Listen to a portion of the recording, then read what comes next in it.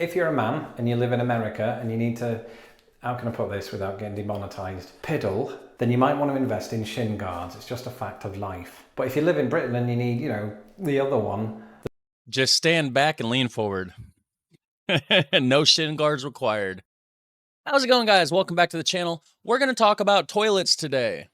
That's right. We have a video by Lost in the Pond. Let me switch it over here. And it's literally just called British versus American toilets. So we're going to find out what the difference is between these toilets or commodes or porcelain thrones or, whatever you call them. As always, there will be a link in the description section down there for the original video. And drop a like and a comment while you're down there. Hit subscribe, hit that notification bell. That would be awesome. It really, you're probably tired of YouTubers saying to do all that, but it really helps. And it doesn't cost anything, but just a second of your time. So I'd appreciate it. Thank you very much. And we're going to find out about these toilets by Lawrence from Lost in the Pond. Love his channel. On the other hand, there seems to be consensus, and I can certainly attest to this myself, that American toilets are more likely to block than British ones. Especially after a Taco Bell binge. What? Splash. No, I just overdid it on the chicken vindaloo. That's not a crime, all right? Hello, welcome to my bathroom. Like all American bathrooms, it does have a toilet, hence the name bathroom. Yep. And I just wanted to invite you into my bathroom today to show you my toilet, which is British hospitality in a nutshell. And He looks kind of strange without his glasses. Put your glasses back on, Lawrence. as you'll see, there's one very key visual difference between British and American toilets. No, it's not painted in flags. It took hours to scrub those off. This difference concerns the water. Let's take a look. I thought I'd flush that.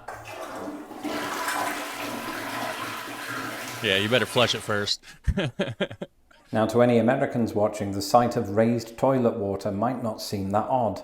Although I can see why intimate close-up shots of my toilet might. Anyway, when I moved to the United States, the water level was a genuine culture shock. Really? Okay, well, I mean, that's news to me. I didn't know there was anything different about that, but hey, we're going to learn. We're going to learn today. And that's because the water level in British toilets, unlike yours truly, isn't that deep. And I bet you leave a lot of streaks behind in one of those. Also, Jason, is it clear that I am just sitting on the toilet and not? Although you don't have splashback as much. But then again, to counteract the splashback, you just lay a couple sheets of toilet paper on top of the water and you get no splashback. Isn't that deep? Also, Jason, is it clear that I am just sitting on the toilet and not actually doing the real thing? Yeah, because some viewers might be eating and I just, I want to remain cognizant of the fact. Why are you wearing old lady kitchen gloves on the toilet? Also, you can probably get out of the bathtub now. Now, of course, there are pros and cons to both approaches. If you're a man and you live in America and you need to, how can I put this without getting demonetized, piddle, then you might want to invest in shin guards. It's just a fact of life. But if you live in Britain and you need, the other one. Just stand back and lean forward. No shin guards required. The deposits, is that the word we're going with? The deposits have further to travel, thus resulting in splashback.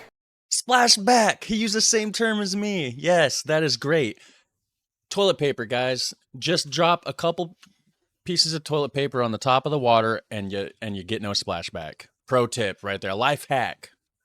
So why do we have this difference between British and American water levels? To find out, let's head to the studio. No, I do need to go to my studio to do this because I want to sit on my other throne. For answers, I turned to Quora.com to listen to the experts. Oh, Quora, I must have subscribed to them years back. I get emails all the time, and sometimes it is funny to read the questions and answers, but I need to unsubscribe because they're blowing my inbox up. The general belief seemed to be that American toilets utilize so much water because it acts as a sort of breakwater to prevent potentially deadly gases from entering the building. Although some would argue that deadly gases have already made it into the bathroom. But while looking into this, I accidentally discovered that British and American toilets utilise different flush systems. Americans who visited Britain often tell me over casual dinner conversation that they always found old British toilets difficult to flush. And there's a reason for this that I personally don't fully understand because A, I'm not a plumber, and B, I don't want to understand. But basically, Jeremy on Quora says, in an American system, it doesn't matter how slowly you push the lever because it's just trying to open a plug, to let the contents out. Yeah, there's like a little flap at the bottom, and so the handle has like a stick sticking off of it, right? And there's a chain, and at the bottom of that chain is just a rubber flap. So as soon as you lift it, just even slow, fast, whatever, right? It doesn't matter what speed you do it. As soon as it lifts that flap up, the tank water rushes under the flap, and it, and then it goes into the bowl part. So that's how that works. In the British system, you need to push the lever fairly quickly so it pushes the water without leaking, and sometimes you need to do multiple pumps to get the water flowing. In other words, it's like jump starting a car, although I wouldn't recommend using your toilet to go on a road trip. On the other hand, there seems to be consensus, and I can certainly attest to this myself, that American toilets are more likely to block than British ones. One of the reasons for this might be to do with the size of the pipes. In America, standard toilet pipes are 3 inches in diameter. In Britain, the regulation diameter is 4 inches to account for water flow, and some days I could use that 4-inch flow. I mean, just saying. Yorkshire puddings. Now, we can hardly finish today's video without talking about one type of toilet in particular. Public toilets. If we weren't still in the throes of a pandemic, I would be down at the Sears Tower getting B-roll from the gents' loos on the 14th floor.